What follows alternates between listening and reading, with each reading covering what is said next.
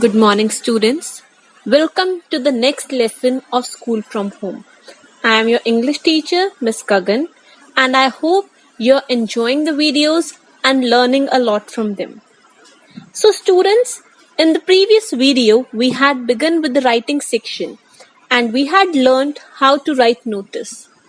And today, we'll be covering another important topic of writing section, that is informal letters.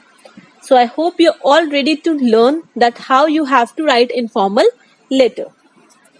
First of all, I want to tell you that there are two types of letters, informal letter and formal letter. Informal letter is the letter that we write to our friends, relatives, near and dear ones. In this type of letter, we do not have to be very particular about our language. We can be a bit casual as well. Whereas formal letter, it is written to our seniors, to principal, or to unknown people who are at some designation. So in that case, we have to be very particular with our language. We cannot use casual language. Today, we'll be learning only informal letter writing. Okay.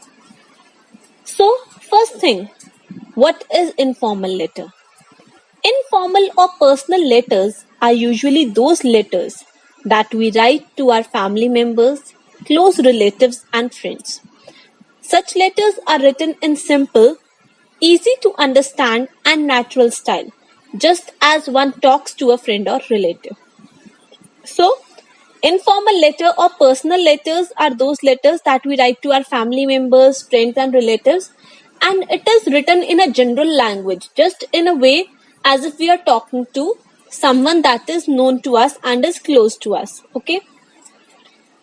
Next, we'll see that what all reasons we write informal letter for. So, whenever we want to express our feelings to someone, we want to share our joy, our sorrows with those that are our loved ones, then we write informal letter.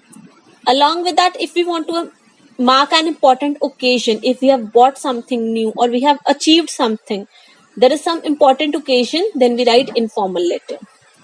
Acknowledge and appreciate people in our life, to advise them, to greet them, to thank them for anything that they have done, then we write informal letter to that person. To make complaints. Sometimes we can write informal letter to make complaints also, but it is in a polite way. For example, if we want to complain to our parents that if we want to complain to our friend that he didn't come to your birthday party to enjoy. So that sort of complaints we can make. Next, to make proposals, suggestions, send personal invitations, replies to invitations and reminders. In all these cases, we write informal letters. Now, what are the parts of informal letter? Whenever we are writing an informal letter, it should always consist of 6 parts. First is heading. Heading includes sender's address. It includes the locality, house number, city, state, and pin code in case you know that. Okay. In sender's address, we do not write the sender's name. It only includes the address. Then second point is date.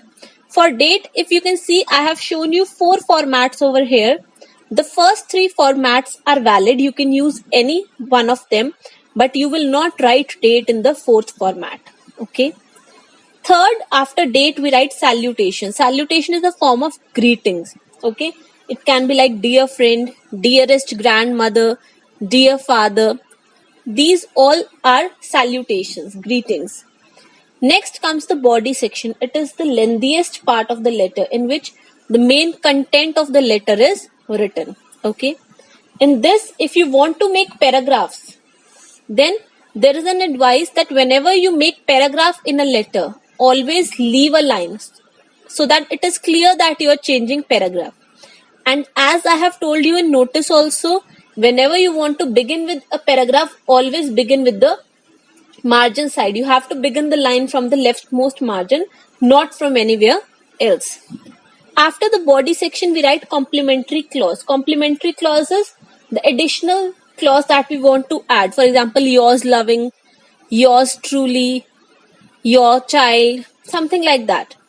And at last is the signature, in which we mention our name.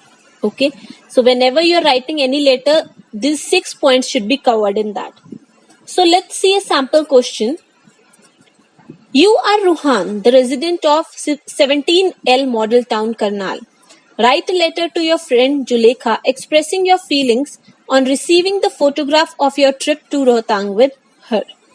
So see here, the sender's address is given, name is given, receiver's